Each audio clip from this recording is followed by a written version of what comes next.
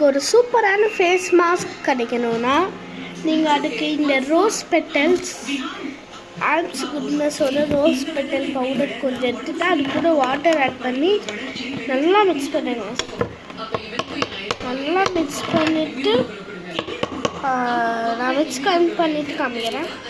Okay, நான் நல்லா mix பண்ணிவிட்டேன். ஒரு பேஸ்ட்டு கன்சிஸ்டன்சி வரணும், இந்த மாதிரி வரணும். அதுக்கு நீங்கள் நல்லா இந்த மாதிரி வரணும்.